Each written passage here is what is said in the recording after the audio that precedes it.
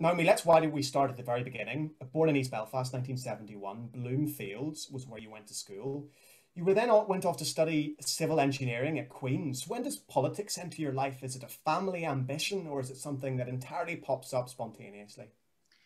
No, it certainly wasn't a family ambition. My family weren't at all political, and we had no one involved in politics at all in the family. But I think growing up in the 70s and 80s, it was impossible not to be affected by politics, or at least the failure of politics. And so it was all around me all the time. And I suppose I became political in the sense that I had an interest in what was going on, but I have to say most of it just depressed me, and I never would have considered studying politics or getting involved in politics or anything like that when I was growing up. So I suppose from my point of view, politics kind of impacted on me in two ways. First of all, I went to university, and that was my first experience of integrated education, I guess, for want of a better description, because up until then I'd lived in a very predominantly unionist area of the city.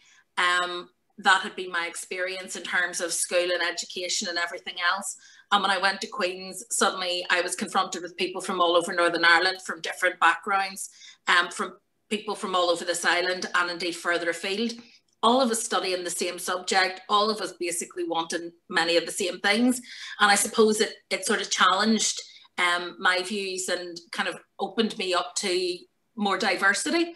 But also I just had a practical problem when I was at university. I say a practical problem, I got a grant, as we all did in those days, which doesn't seem like a problem. But my mother retired just before I went to university, so I was essentially the only earner in the house. And I had a difficulty with my grant, and I'd gone to local politicians for help. And one of them came back and helped me out, and it was John Alderdice, who was my local councillor. So is that the, because lots of people, Naomi, who grew up in the 70s and the 80s were, I suppose, you didn't say the word radicalized, but I suppose it is, you know, you are sort of shaped by the world around you. They were pushed in a very different direction, especially growing up in a predominantly Protestant East Belfast. Was that your first introduction then to the Alliance Party? Was John Alderdice? No, I mean, I actually sang in the church choir with his PA, and it was her that suggested asking him. I'd seen Alliance on the news. It was like everyone else. I was aware they were there. They seemed to be decent enough people. They just weren't particularly popular where I grew up, as you can imagine.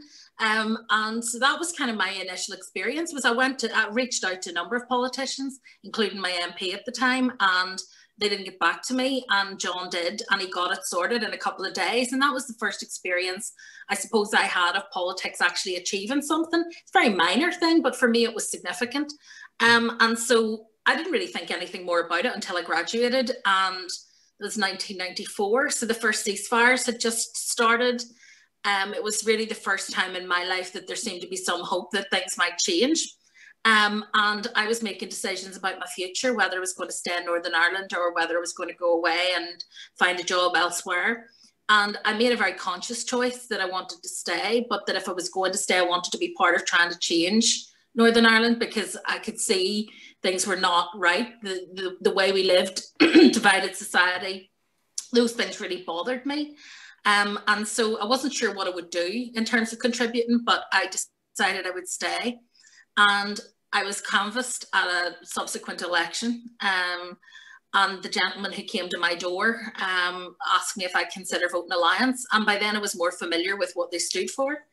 And I said, yeah, I would actually, because I think that you are doing in microcosm what I would like Northern Ireland to do, and that you're bringing people together from different backgrounds and you're doing something constructive. And so I joined the party, and that was in around 1995, 96. But I never intended to be a politician. That was not my ambition. I just wanted to give them a fee every year for membership and let them crack on and make everything right. And I would continue to be an engineer. Yeah. Well, you were engineering, a civil engineer for a decade. Is there a value, Naomi, to people in politics having a prior career like that? I mean, do you think that those 10 years of your life have shaped the political animal, the political person that you are in the years subsequent? Yeah, I think so. I think, first of all, I think partly because of my upbringing. My dad died when I was quite young. I've always had an interest in how things work because I kind of took over the DIY around the house and all that kind of stuff when he passed away. So I've always been kind of quite a practical person.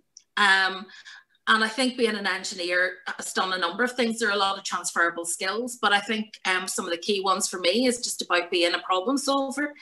I come to things and look and say, here's the problem, how do we fix it?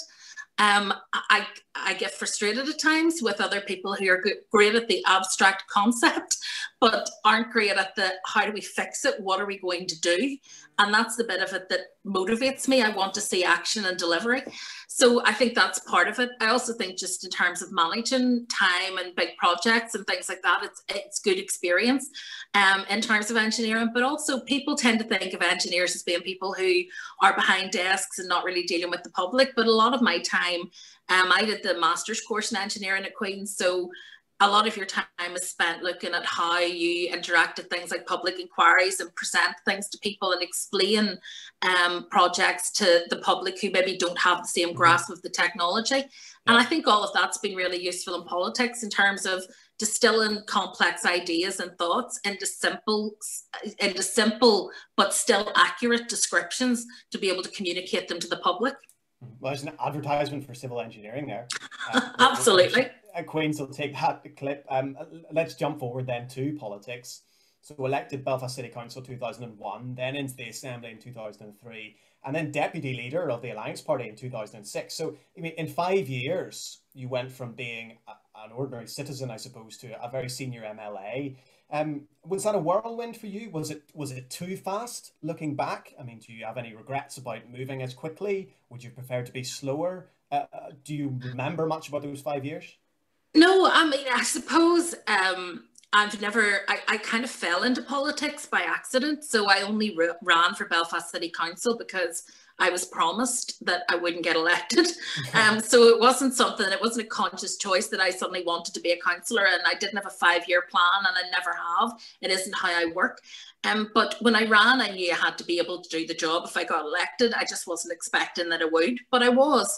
And things got pretty rough pretty quickly because at that time the big debate in Belfast was whether Sinn Féin would be Lord Mayor of Belfast at some point or not. And I was jettisoned into that, dropped into a situation where we held the balance of power. There were 3 of us in Alliance who held that balance, and we made the decision effectively in terms of who would get the post. And so, you know, a year after being elected to the council, I got my first death threat. And that, I have to say, was kind of brought me up short. But when I thought about it, and that was a point where I could have decided not to become... surely a death threat's the time when you go, that's it for me. I'm not going to go on to become an MLA and then an MP and then an MP. Well, I think that was the intention of those who issued the death threat. I think they just misjudged the audience because I'm afraid I'm quite a stubborn person. And the idea that somebody would tell me what I could and couldn't do just didn't sit comfortably with me. But it also, for me, it really made me think, well, look, when it comes to politics, I got involved because I thought there was something wrong with our society. There clearly still is. So surely that's a motivator for me to be more involved, not less. So if anything, it actually motivated me to get more involved. And that was the point when I then ran for the Assembly and became an MLA. So, I mean, yes, in some ways it was a shock to get a death threat, but at the same time, it kind of motivated me and made me think, no, there's still work to do. And that's what I went on to do. And then I guess... It wouldn't be your last death threat, unfortunately. Naomi. No. I want to talk in a minute. No, I have quite the collection now. Yeah. Do you keep them as it goes? No. Right. But you remember each one of them, I can assure you. Sure.